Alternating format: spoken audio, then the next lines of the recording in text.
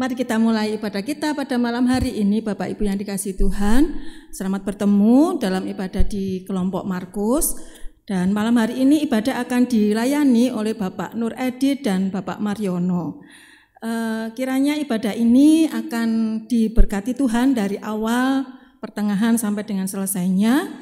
Dan biarlah kiranya ibadah ini boleh menguatkan iman percaya kita, khususnya di masa-masa saat ini, masa-masa kita mengalami pandemi di semua tempat. Selamat beribadah, selamat memuliakan nama Tuhan pada malam hari ini, dan kita akan awali dengan pujian Kidung Jemaat nomor 15 ayat yang pertama.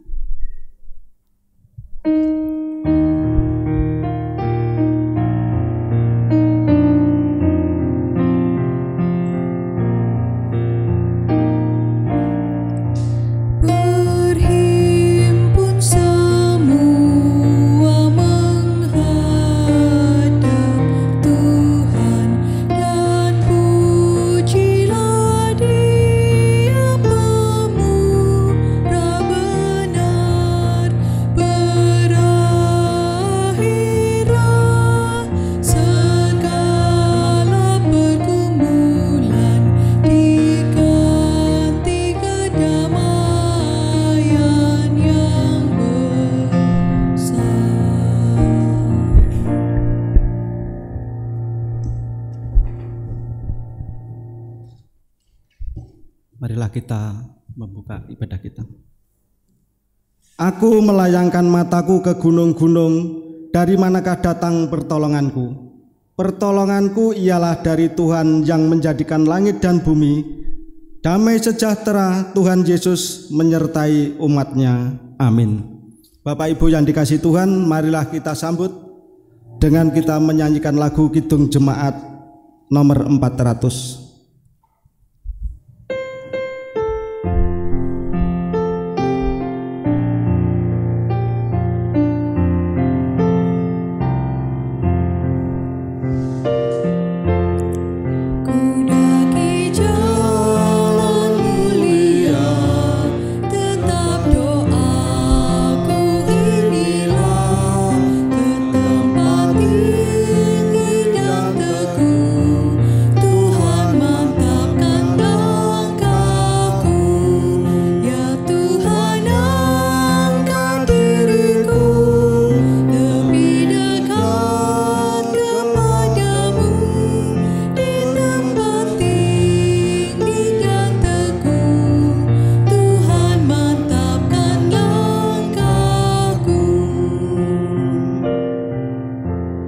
Sebagai dasar ibadah kita pada malam hari ini akan kita dasari dari Mazmur 7 ayat yang 12, demikian firman Tuhan. Allah adalah hakim yang adil dan Allah yang murka setiap saat. Amin. Marilah dasar ibadah kita ini kita sambut dengan kita memuji Tuhan dari Kidung Jemaat 467 ayat pertama dan ketiga.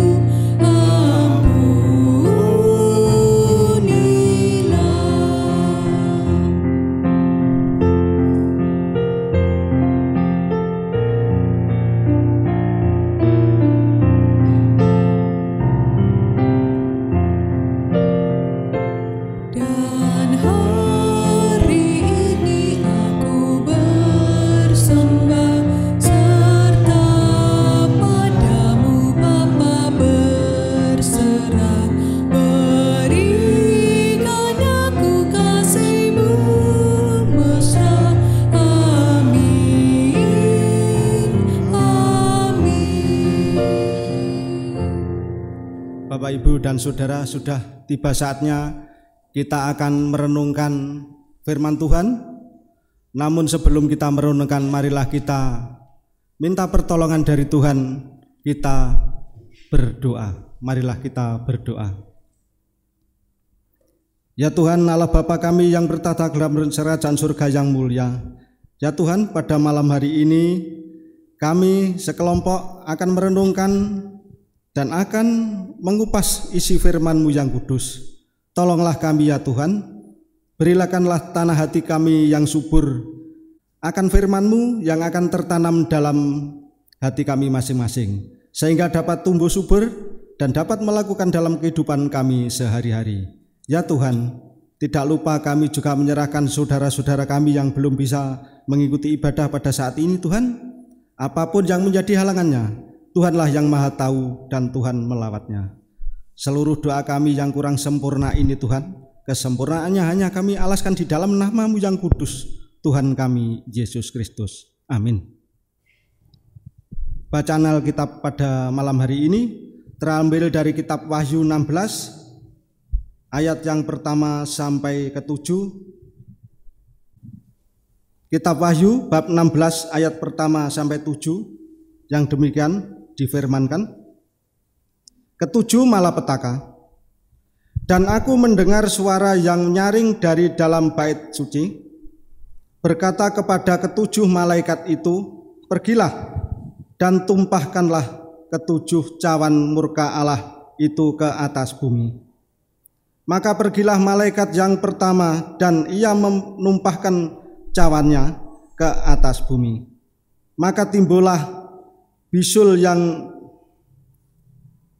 jahat dari yang berbahaya pada semua orang yang memakai tanda dari binatang itu dan yang menyembah patungnya. Dan malaikat yang kedua menumpahkan cawannya ke atas laut, maka airnya menjadi darah seperti darah orang mati, dan matilah segala yang bernyawa yang hidup di dalam laut.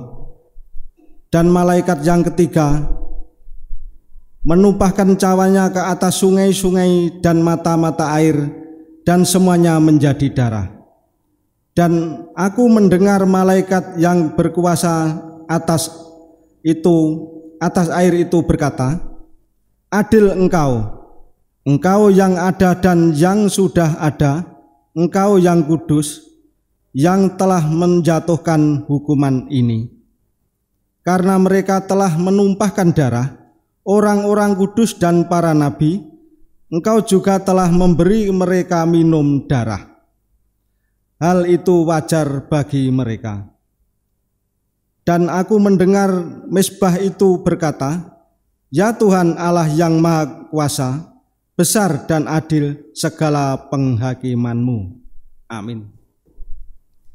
Marilah bacaan Alkitab pada malam hari ini akan kita sambut dengan kita memuji kidung jemaat nomor 53 bait yang pertama dan kedua.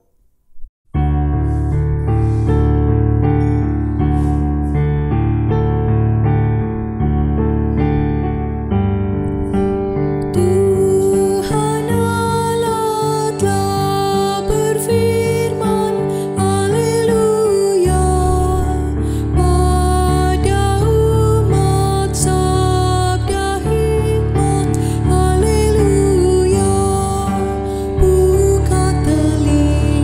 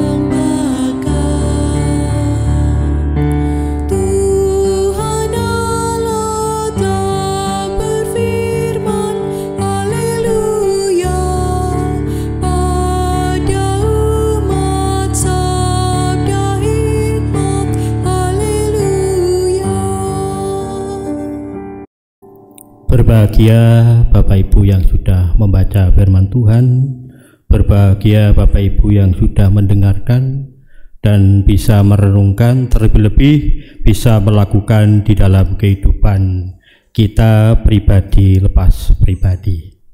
Salam Bapak Ibu. Selamat malam, selamat menunaikan ibadah keluarga dimanapun Bapak Ibu berada. Bapak Ibu, saudara, saudari, teman-teman, adik-adik, dimanapun Anda berada, puji syukur kepada Tuhan di mana pada malam hari ini kita masih diberi waktu dan kesempatan. Bagaimana kabarnya Bapak Ibu? Sehat? Puji Tuhan. Sungguh luar biasa anugerah Tuhan. Di dalam bacaan Wahyu 16 ayat 1 sampai dengan 7, itu kalau kita mencermati, Bapak Ibu sering membaca, itu jelas adalah hari-hari akhir atau hari kiamat. Tetapi bukan itu yang kita pergumulkan, tetapi nanti apa yang harus kita persiapkan untuk menghadapi hari-hari akhir tersebut. Sebenarnya kalau kita mengupas Wahyu itu kita merinding, tetapi tidak kalah penting hendaknya mari kita bersama-sama apa yang sudah kita dengar itu kita refleksikan. Di dalam judul bacaan Wahyu 16 ayat 1 sampai dengan 7 kami beri judul berjaga-jaga. Berjaga-jaga itu sama dengan padan kata atau persamaan kata bersiap-siap. Kalau kita bicara jaga itu adalah kata kerja, ya. Yaitu melakukan sebuah pekerjaan untuk mempersiapkan diri, baik itu menjaga keamanan maupun keselamatan. Bapak Ibu, ada sebuah syair dari seorang pujangga yaitu Romai Rama. Di situ disebutkan ada jaga 5, tetapi karena kurang saya tambahi jaga 7. 1 adalah jaga muda sebelum tuamu. 2 adalah jaga kaya sebelum miskinmu. 3, jaga sehat sebelum sakitmu. 4, jaga sempat sebelum sempitmu. Yang 5, jaga hidup sebelum matimu. Saya tambah yang 6, jaga Roh Kudus Tuhan sebelum kedaginganmu muncul. Yang 7, jaga urapan Tuhan sebelum murkanya terjadi. Inilah ke-7 jaga yang harus kita persiapkan di dalam diri kita untuk merenungkan Wahyu 16 ayat 1 sampai dengan 7 tadi. Perlu Bapak Ibu ketahui di dalam kehidupan manusia ini banyak pergumulan yang terjadi. Biasanya manusia itu menuntut haknya dulu, melupakan kewajiban. Andai kata saya tanya kepada Bapak Ibu baik ada di sini maupun di mana-mana tempat, betulkah bahwa kita di dalam kehidupan itu hanya menuntut hak, kemudian menomorduakan kewajiban? Jujur dijawab. Betul atau tidak? Betul. Nah, kalau orang tidak menjawab berarti munafik. Munafik, ciri-ciri munafik itu berkata bohong. Nah, kalau kita bicara sejujurnya adalah antara hak dan kewajiban, itu kita dahulukan hak baru kewajiban itu nomor 2, nomor 3 dan nomor berikutnya. Memang di dalam awal-awal di dalam perjumpaan kita mengenal Tuhan itu seolah-olah kita itu kewajiban dulu yang kita upayakan. Seperti halnya seorang bertemu dengan pasangan hidupnya, itu yang diutamakan kewajiban, haknya keri-keri. Ini yang terjadi. Contoh, pasangan hidup itu antara suami dan istri. Kewajibannya suami, kewajibannya istri itu didahulukan, haknya keri-keri. Ini terjadi pada awal-awal. Pihak suami kewajibannya adalah melindungi istri. Dikala istrinya terjatuh, dia bilang, hati-hati dek, wah lah itu ada batunya. Karena mereka menjadi kewajiban mereka melindungi istri, maka batunya akan disingkirkan. Dia bilang hati-hati. Itu pertama kewajiban. Tapi kalau sudah berjalan 1 tahun, 2 tahun, ini yang terjadi adalah menuntut haknya Bapak Ibu. Jujur itu pasti seperti itu. Dikala suaminya jatuh, dia akan bilang, gak disawang delok. Nah ini tidak malah menolong, malah memarahi. Itu terjadi. Sama halnya suami, mohon maaf, istri terhadap suami. Sama. Dikala awal-awal seorang suami datang, itu pasti disanjung-sanjung. Pulangnya kok agak siang, belum sarapan, belum makan, disiapkan. Tetapi kalau sudah berjalan 1 tahun, 2 tahun, apa yang terjadi? Kewajibannya juga di nomor 2 kan, atau nomor 3 kan, atau mungkin tidak ada sekali. Dia mengatakan, suaminya datang dari kantor. Dia tidak menyambut dengan kata-kata yang menjadi kewajiban mereka dan menyapa seperti kewajiban mereka. Dibiarkan. Bu, waktunya makan. Buka sendiri, di sana ada ndak. Ini terjadi bahwa kewajiban itu tidak terpenuhi dikala setelah berjalan pergumulan itu berselang 2 tahun atau 3 tahun. Bapak Ibu saudara yang dikasih Tuhan, sama halnya orang beriman itu sama seharusnya Bapak Ibu, bahwa kewajiban harus dinomorsatukan baru hak dapat kita peroleh.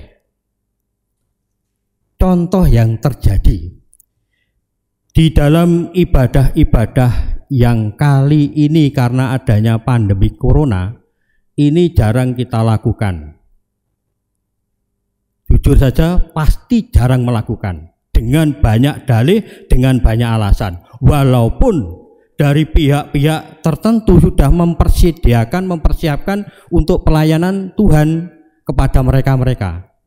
Contoh, ini adalah kewajiban selaku orang beriman. Contoh, dikala pemerintah menyatakan gereja sementara tidak diperbolehkan untuk kegiatan aktivitas karena corona meningkat tinggi, maka ibadah dilakukan secara online atau daring dalam jaringan. Apa yang terjadi? Apakah mereka juga melakukan? Banyak alasan mereka tidak memenuhi kewajiban mereka. Dengan alasan aku ra duwe HP ku ora kena gawe ndelok. Padahal kalau memang niat mereka punya kewajiban terhadap Tuhan untuk beribadah, usaha mereka sebenarnya banyak. Mungkin pinjam, mungkin bergabung dengan yang lain. Yang terjadi dengan alasan itu dikala daring terjadi. Halo, bisa dimengerti nggih? Ya, itu yang terjadi. Tetapi dikala pada waktu offline atau tatap muka diperlakukan dengan membentuk gugus COVID, nah, gereja ini disemprot ruwet dengan bobo banyu apa desinfektan dan seterusnya. Yang penting bersih dari corona maksudnya. Tetapi untuk beribadah, bagaimana mereka memiliki kewajiban untuk beribadah terhadap Tuhan? Sama Bapak Ibu jawabannya, takut. Aku takut tertular karena tidak boleh ada klaster baru dari sebuah gereja. Loh, isinya takut. Kalau mereka takut, apakah mereka juga melakukan ibadah dengan online? Tidak juga. justru mereka pergi ke mall, justru mereka belanja ke tempat-tempat wisata dan sebagainya. Mereka kalau ke sana tidak takut. Inilah yang terjadi, bahwa iman kita itu sebenarnya turun dengan banyak dalih. Bapak Ibu Saudara yang dikasih, di dalam Roma 14 ayat 10 itu ada kaitannya dengan 2 Korintus 5, ayatnya juga sama, ayat 10. Ini sebuah keunikan. Berbunyi, ini tolong didengarkan, saya bacakan dengan keras. Sebab kita semua harus menghadap tahta pengadilan Allah. Itu di dalam Roma. Kalau di dalam Korintus, sebab kita semua harus menghadap tahta pengadilan Yesus. Cuma itu perbedaannya. Loh, kita nanti akan menghadap tahta pengadilan. Apalagi di dalam nats pembimbing tadi disampaikan bahwa Tuhan Allah itu maha adil dan Tuhan itu akan murka sewaktu-waktu. Bagaimana kalau tujuh cawan kehancuran yang termuat di dalam Wahyu 16 ayat 1 sampai 7 itu terjadi? Apakah itu terjadi? Ya memang itu terjadi. Kapan? Kita tidak tahu, sewaktu-waktu. Nah, sebelum itu terjadi, mari kita siapkan diri kita. Bisa membedakan mana kewajiban dan mana hak. Jangan hanya menuntut haknya saja dulu. Apakah pernah Bapak Ibu menuntut hak kepada Tuhan? Pernah. Coba dengarkan orang-orang yang berdoa. Pasti mengatakan, Tuhan lindungilah kami, dan seterusnya. Permintaannya banyak sekali, sampai kalau dihitung tidak bisa dihitung. Tetapi apa yang panjenengan Bapak Ibu persembahkan di hadapan Tuhan? Kecil sekali. Beberapa contoh sudah saya sampaikan. Kalau Bapak Ibu melihat persembahan, itu juga sama terjadi. Persembahan itu adalah kewajiban kita di hadapan Tuhan, baik persepuluh maupun yang lainnya. Tetapi apa yang terjadi? Ora ibadah kon persembahan. Ini banyak dalih alasan dan sebagainya. Padahal mempersembahkan sesuatu itu tidak berwujud uang saja, tapi perilaku kita juga sama. Maka dari itu sebelum Bapak Ibu terjadi Wahyu 16 ini pada kita, bayangkan ayat 1 saja dikatakan bahwa cawan kehancuran itu kalau diteteskan itu ternyata malah petakannya sungguh luar biasa. Itu sak tetes, kalau sampai disuntek bagaimana terjadinya?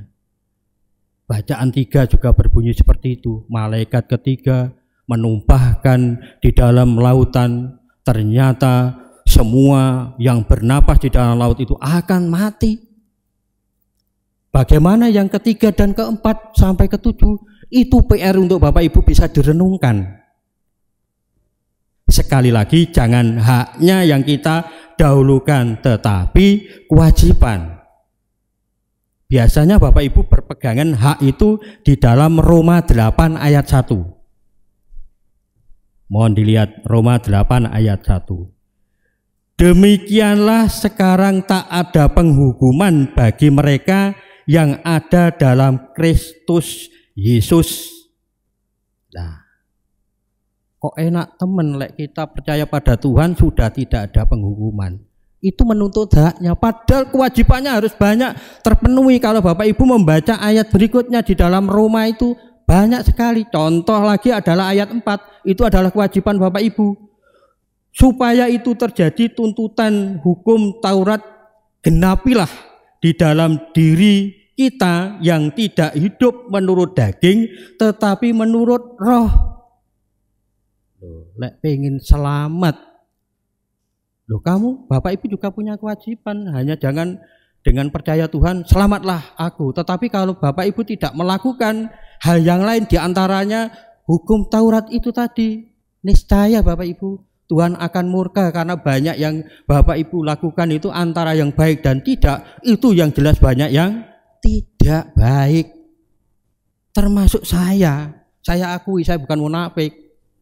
Saya bukan berarti pengen bicara kemudian pengen diwan, enggak.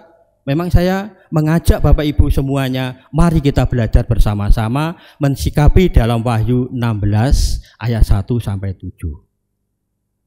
Contoh yang lain kewajibannya adalah di dalam Roma 8 ayat 6, keinginan daging adalah maut, tetapi keinginan roh adalah hidup dan damai sejahtera. Nah ini Bapak Ibu, selama ini yang kita lakukan adalah kehidupan kedagingan. Rohnya mana? Ini belum terjadi, padahal ada 7 jaga itu tadi, diantaranya adalah jaga Roh Kudus sebelum roh kedaginganmu menutupi dirimu. Bisa Bapak Ibu lakukan? Bisa Bapak Ibu lakukan? Ya, belajar. PR buat kita. Ya, PR buat kita. Apakah Bapak Ibu tetap menuntut hak? Kalau Bapak Ibu selalu menuntut hak, halo, berarti angel omongane, angel tuturane. Wis memang angel. Nah wis, lek muni angel wis sering membumi sekarang itu, angel tuturane dan sebagainya. Nah, supaya kita tidak angel tuturane, mari kita mindset kita rubah. Bapak Ibu Saudara yang dikasih Tuhan, Anda ingat yang dikatakan Petrus dalam 1 Petrus 4 ayat 17. Karena sekarang telah tiba saatnya penghakiman dimulai, dan pada rumah Allah sendiri yang harus pertama-tama dihakimi, dan jika penghakiman itu dimulai pada kita, bagaimanakah kesudahannya dengan mereka yang tidak percaya pada Injil Allah? Ini loh, lek awake dhewe tidak melakukan, jalane penghakiman itu terjadi pada diri kita, pada rumah Tuhan termasuk adalah pada diri kita. Sudah, orang lain tidak akan percaya dengan Injil Allah.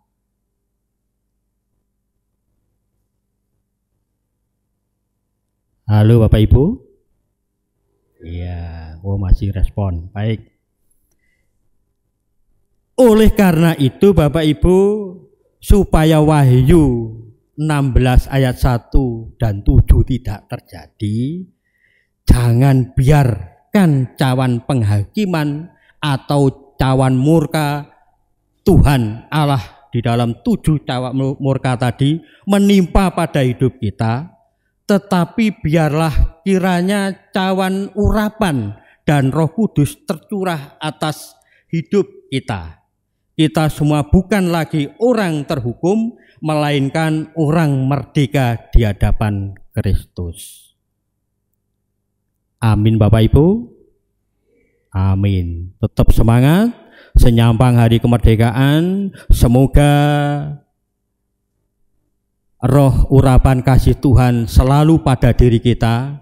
Sebelum roh murka Tuhan terjadi, mari renungan ini kita bawa di dalam hati kita refleksikan di dalam kehidupan kita. Tuhan Yesus memberkati. Merdeka, semangat, amin. Tiba saatnya kita masuk di dalam saat teduh.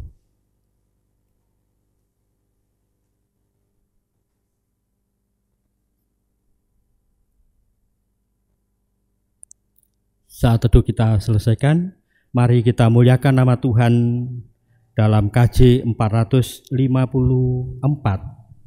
Kita pujikan ayat 1 dan 3, indahnya saat teduh.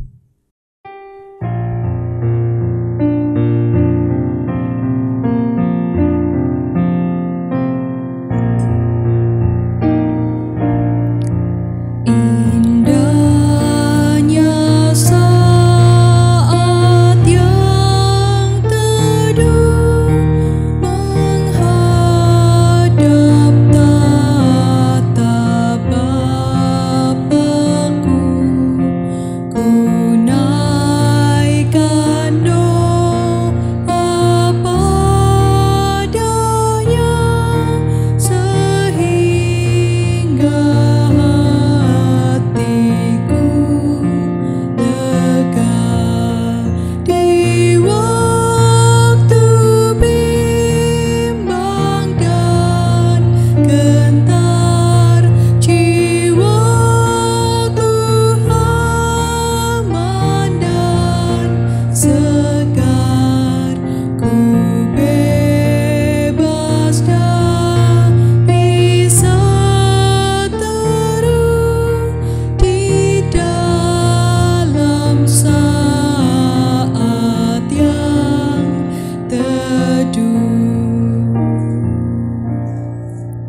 Mari kita masuk di dalam doa syafaat.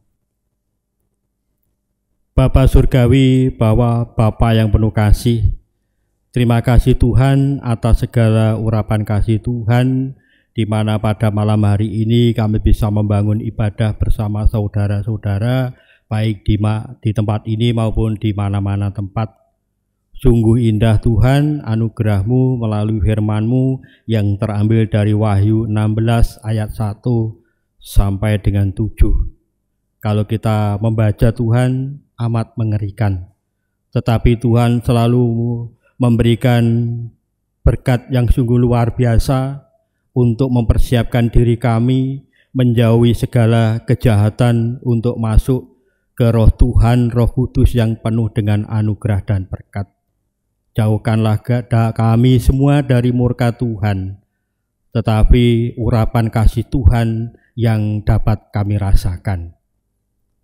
Mampukanlah Tuhan kami tidak hanya mendengar firman-Mu, membaca, tetapi mampukanlah kami untuk bisa melakukan di dalam kehidupan kami. Kami yakin bimbingan Tuhan menguatkan kami. Terima kasih Yesus, terima kasih. Kami juga berdoa terhadap saudara-saudara kami yang kebetulan pada malam hari ini tidak bisa melakukan ibadah, baik online maupun tatap muka. Tetapi saya yakin dan percaya Tuhan akan mengurapi mereka dikala mereka fokus untuk memuliakan nama Tuhan. Panggil Tuhan mereka-mereka yang sedia menjauh. Bagi saudara-saudara kami, Bapak Ibu kami yang sudah usia lanjut Tuhan, urapi berkati dengan roh kesehatan. Di usia lanjut Bapak Ibu kami menjadi penguat, penyemangat untuk selalu memuliakan nama Tuhan. Bapak Ibu kami menjadi Bapak yang penuh tauladan, sehingga imannya yang kuat walaupun kondisinya rapuh. Tetapi saya yakin Tuhan tetap menjaga kekuatan dan kesehatannya. Terima kasih ya Tuhan, kami juga berdoa untuk anak-anak kami yang masih mencari sebuah pekerjaan. Tuhan bimbing, Tuhan tunjukkan pekerjaan yang terbaik. Yang masih di bangku sekolahan baik SD maupun perguruan tinggi Tuhan, baik yang masih melakukan daring maupun luring dengan tatap muka Tuhan, berkatilah semua Tuhan, mereka pun bisa melakukan pembelajaran dalam bentuk apapun juga. Berilah roh pengetahuan yang tinggi, roh daya pikir yang tinggi, sehingga mereka, anak-anak kita bisa melakukan dengan baik dan memperoleh hasil yang baik. Jadikanlah anak-anak kita anak yang takut akan Tuhan, anak yang penuh dengan semangat untuk selalu beribadat di hadapan Tuhan. Terima kasih Yesus, terima kasih. Kami juga menyerahkan persembahan yang sudah kami kumpulkan, yang kami ambil dari anugerah berkat Tuhan yang kecil walaupun anugerah Tuhan besar. Tuhan urapi, sucikan persembahan ini untuk bisa melebar luaskan kerajaan-Mu di bumi ini. Ajarilah kami semua untuk bisa mempersembahkan yang terbaik di hadapan Tuhan. Terima kasih Yesus, terima kasih.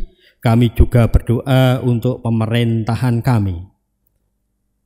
Di masa pandemik ini Tuhan, berilah roh kebijakan kepada pemimpin-pemimpin kami untuk selalu takut kepada Tuhan dan melaksanakan seturut dengan kehendak Tuhan. Para pahlawan-pahlawan kesehatan yang memerangi virus corona ini Tuhan, kuatkanlah, berkatilah, sehingga keselamatan, kesehatan bisa diperoleh untuk memerangi virus corona ini Tuhan. Kami yakin dan percaya virus corona ini adalah sebagian kecil dari murka Tuhan. Tetapi saya yakin percaya dengan kita mendekatkan dan percaya yakin terhadap Tuhan, dan kita tidak menjauh seperti apa yang sudah kami lakukan bersama saudara-saudara. Saya yakin dan percaya virus ini akan segera hilang di bumi pertiwi Indonesia ini.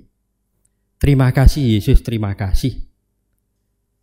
Kami usai ini Tuhan akan undur ke rumah kami masing-masing. Lawatilah perjalanan kami ke rumah kami, baik yang dekat maupun yang jauh. Kami juga mohon pengampunan atas segala kekurangan kami dikala kami membangun ibadah pada malam hari ini. Di dalam nama-Mu yang kudus, Tuhan kami Yesus Kristus, segala permohonan dan doa kami aturkan. Amin. Bapak Ibu, kami undang untuk bangkit berdiri. Bapak Ibu, saudara-saudari, adik-adik dan anak-anakku semua yang terkasih, sudah usai ibadah yang kita bangun, kita undur pulang ke rumah masing-masing dalam perlindungan Tuhan yang senantiasa menyertai dan memberkati hidup kita semua. Marilah kita melanjutkan hidup kita dengan Roh Kudus, bukan lagi dengan roh kedagingan. Biar pertolongan dan kasih Kristus yang telah menganugerahkan kehidupan yang baru penuh dengan Roh Kudus. Terimalah anugerah Tuhan, kasih karunia Tuhan Allah Bapa, Yesus Sang Putra, persekutuan Roh Kudus menyertai memberkati engkau, damai sejahtera. Kita muliakan nama Tuhan dalam KJ 410.